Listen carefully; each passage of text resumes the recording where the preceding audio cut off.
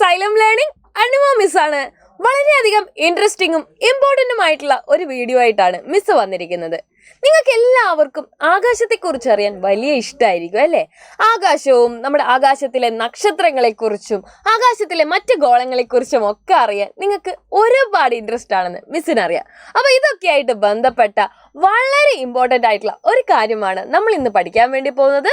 So ഇന്നത്തെ topic എന്ന് പറയുന്നത് കൃത്രിമ ഉപഗ്രഹങ്ങൾ അഥവാ ആർട്ടിഫിഷ്യൽ സാറ്റലൈറ്റ് ആണ്. എന്താണ് മക്കളെ കൃത്രിമ ഉപഗ്രഹങ്ങൾ എന്ന് പറഞ്ഞു കഴിഞ്ഞാൽ?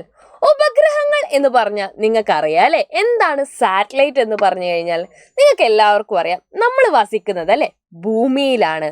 ഭൂമി സൗരയൂഥത്തിന്റെ ഭാഗമാണ്. എന്താ ഈ സൗരയൂഥം? സോളാർ സിസ്റ്റം അല്ലെ? സൂര്യനും ഒപ്പം 8 ഗ്രഹങ്ങളും അടങ്ങിയിരിക്കുന്ന സിസ്റ്റത്തിനെയാണ് നമ്മൾ എന്ത് പറയുന്നത്? സോളാർ സിസ്റ്റം എന്ന് പറയുന്നത് അല്ലേ? അപ്പൊ ഭൂമി ഉണ്ടാവും, അതില് മറ്റ് ഗ്രഹങ്ങളായിട്ടുള്ള ശുക്രൻ, ബുധൻ, ചൊവ്വ തുടങ്ങിയ ഒരുപാട് ഗ്രഹങ്ങൾ വേറെയുണ്ട്. അപ്പൊ ഈ ഗ്രഹങ്ങൾ ഏതൊക്കെയാണെന്ന് നിങ്ങൾക്ക് അറിയാലോ. 8 ഗ്രഹങ്ങളാണ് സോളാർ സിസ്റ്റത്തിലുള്ള അല്ലേ? അപ്പൊ ഈ 8 ഗ്രഹങ്ങളെ വലയം ചെയ്തുകൊണ്ട് കറങ്ങുന്ന ആളുകളാണ് എന്ത്? ഇവയുടെ ഉപഗ്രഹങ്ങൾ എന്ന് പറയുന്നത് അല്ലെ? അപ്പൊ ഗ്രഹങ്ങളെ ചുറ്റി കറങ്ങിക്കൊണ്ടിരിക്കുന്ന ആളുകളാണ് എന്ത്? ഉപഗ്രഹങ്ങൾ എന്ന് പറയുന്നത്. അപ്പൊ ഓരോ ഗ്രഹത്തിനും എന്തുണ്ട്? ഉപഗ്രഹങ്ങളുണ്ട്. എന്നാൽ ഉപഗ്രഹങ്ങളില്ലാത്ത ഗ്രഹങ്ങളുണ്ട് അല്ലെ? പക്ഷെ മിക്കവാറും ആളുകൾക്കും എന്തുണ്ട്? ഉപഗ്രഹങ്ങളുണ്ട്. ഇപ്പൊ നമ്മുടെ ഭൂമിയെ തന്നെ എടുക്കാം. ഭൂമിയുടെ ഒരേ ഒരു പ്രകൃതിദത്തമായിട്ടുള്ള ഉപഗ്രഹമാണ് നമ്മുടെ എല്ലാവരുടെയും ചന്ദ്രൻ അല്ലെ?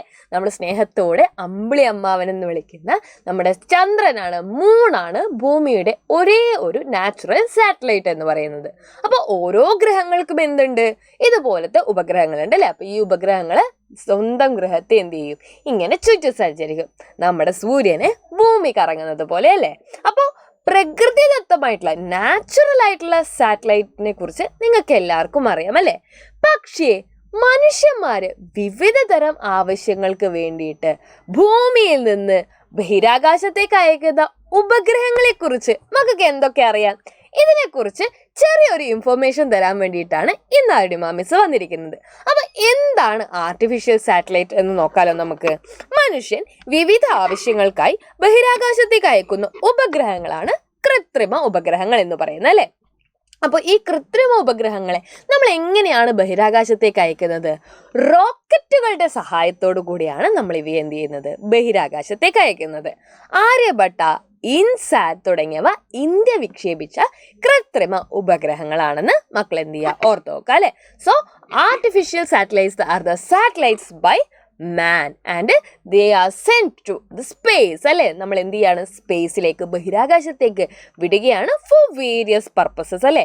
അപ്പോൾ ഓരോ പർപ്പസസിനനുസരിച്ചും ഡിഫറെൻ്റ് ആയിട്ടുള്ള ഉപഗ്രഹങ്ങൾ നമുക്ക് ഉണ്ടാവും അല്ലേ? അതായത് എന്താണോ നമ്മുടെ ആവശ്യം അതിനനുസരിച്ചായിരിക്കും നമ്മൾ ഉപഗ്രഹങ്ങളെ ഡിസൈൻ ചെയ്യുക. അപ്പോൾ ഈ ഉപഗ്രഹങ്ങളെ ആരാണ് നമ്മൾ ബഹിരാകാശത്തേക്ക് എത്തിക്കുന്നത്? അതിന് റോക്കറ്റ് വേണം അല്ലേ? അതിനൊരു റോക്കറ്റ് വേണം. അപ്പോൾ ഏതൊക്കെ ബഹിരാകാശത്തേക്ക് പോയിട്ടുള്ള ഉപഗ്രഹങ്ങളുടെ പേരുകൾ നിങ്ങൾക്കറിയാം?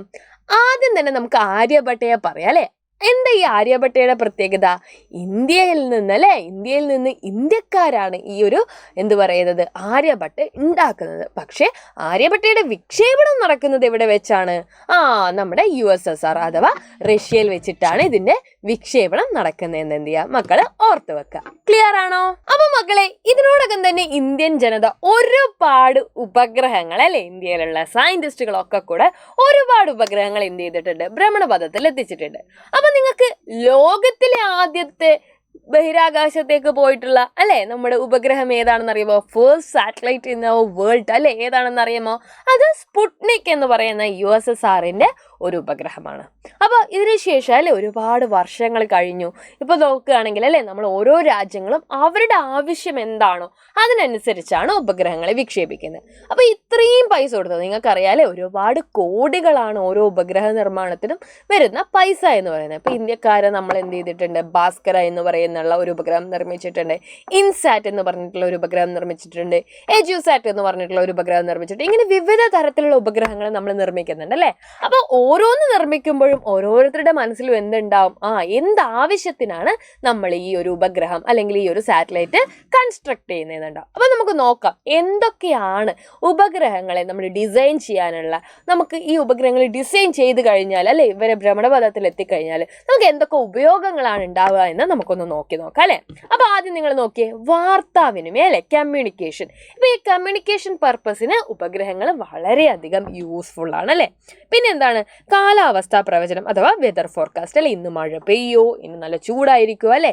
ഇനിയിപ്പോൾ നിങ്ങൾക്കറിയാം അല്ലെ, കടലിലേക്കൊക്കെ നമ്മൾ ഒരുപാട് മത്സ്യത്തൊഴിലാളികൾ പോകുന്നുണ്ട് അല്ലെ. അപ്പോൾ കടലിൽ എന്തെങ്കിലും പ്രശ്നങ്ങൾ ഉണ്ടാവാൻ സാധ്യതയുണ്ടോ, സുനാമി ഉണ്ടാവുമോ, ഇങ്ങനെയൊക്കെ അറിയാൻ ആര് സഹായിക്കും നമ്മളെ? ആരാണ് സഹായിക്കുന്നത്? നമ്മുടെ ഈ കൃത്രിമ ഉപഗ്രഹങ്ങൾ സഹായിക്കും അല്ലെ. അതേപോലെ തന്നെ ഹെൽപ്സ് ഇൻ ട്രാൻസ്പോർട്ട്, ഗതാഗത ആവശ്യങ്ങൾക്ക്, സ്ഥാന നിർണ്ണയത്തിന് അല്ലെ, ഒബ്ജക്റ്റിന്റെ ഐഡന്റിഫിക്കേഷന്, ഇതിനൊക്കെ എന്താണ് നമ്മളെ ആർട്ടിഫിഷ്യൽ സാറ്റലൈറ്റ് സഹായിക്കുന്നുണ്ട്. ഇപ്പം ഏതെങ്കിലും ഒരു സ്ഥലത്ത് എന്തെങ്കിലും പ്രശ്നം നടന്നു കഴിഞ്ഞാൽ, ആളുകളെ കാണാതായി കഴിഞ്ഞാലൊക്കെ നമ്മൾ എപ്പോഴും എന്ത് ചെയ്യാറുണ്ട്, അത് കൃത്രിമ ഉപഗ്രഹങ്ങൾ ഉപയോഗിച്ച് അതിൻ്റെ സ്ഥാനം നമ്മൾ എന്ത് ചെയ്യാറുണ്ട്, നിർണ്ണയിക്കാറുണ്ട്. അതോടൊപ്പം തന്നെ അല്ലേ help in weather forecasting, monitor agriculture അല്ലെ, കൃഷി ആവശ്യങ്ങൾക്ക്, ടെലികമ്മ്യൂണിക്കേഷൻ, നാവിഗേഷൻ, മിലിറ്ററി ആക്ടിവിറ്റീസ് അല്ലെ, രാജ്യത്തിൻ്റെ സുരക്ഷ, ആൾക്കാരൊക്കെ കയറി വരുന്നുണ്ടോ അല്ലെ, നുഴഞ്ഞു കയറുന്നുണ്ടോ എന്നൊക്കെ നമുക്ക് സാറ്റലൈറ്റ്സ് ഉപയോഗിച്ച് മനസ്സിലാക്കാം അല്ലേ. എക്സ്പ്ലോർ ദ യൂണിവേഴ്സ്, ഈ പ്രപഞ്ചത്തെക്കുറിച്ചുള്ള സത്യങ്ങൾ മനസ്സിലാക്കാൻ വേണ്ടിയിട്ട് നമുക്ക് എന്ത് ഉപയോഗിക്കാം, ഈ കൃത്രിമ ഉപഗ്രഹങ്ങളെ ഉപയോഗിക്കാം അല്ലേ. ഏതെങ്കിലും അന്യഗ്രഹ ജീവികൾ ഇവിടെ വരുന്നുണ്ടോ ഇല്ലയോ എന്നൊക്കെ നമുക്ക് എങ്ങനെയാണ് മനസ്സിലാക്കുക, ഈ പറയുന്ന സാറ്റലൈറ്റ്സ് ഉപയോഗിച്ചിട്ടാണ് അല്ലേ. അപ്പോൾ നിങ്ങൾക്ക് കൃത്രിമ ഉപഗ്രഹങ്ങളെ കുറിച്ചുള്ള ഒരു കുഞ്ഞ് ഐഡിയ ഇപ്പോൾ മനസ്സിലായല്ലോ അല്ലേ. അപ്പോൾ ഇതുപോലത്തെ ഇൻഫോർമേറ്റീവ് വീഡിയോസ് ആയിട്ട് നമുക്ക് വീണ്ടും കാണാം. അപ്പോൾ എന്ത് ചെയ്യുക മക്കളെ, എല്ലാവരും കൂടുതൽ കാര്യങ്ങൾ എന്ത് ചെയ്യുക, കൃത്രിമ ഉപഗ്രഹങ്ങളെ കുറിച്ച് വായിച്ച് മനസ്സിലാക്കുക. നമ്മുടെ ലൈവ് ക്ലാസ്സസ് അല്ലേ യൂട്യൂബിൽ നടന്നുകൊണ്ടിരിക്കുന്നുണ്ട്. അപ്പോൾ എന്ത് ചെയ്യുക, അതിലും കൂടെ ജോയിൻ ചെയ്യുക, അടിപൊളിയാക്കുക.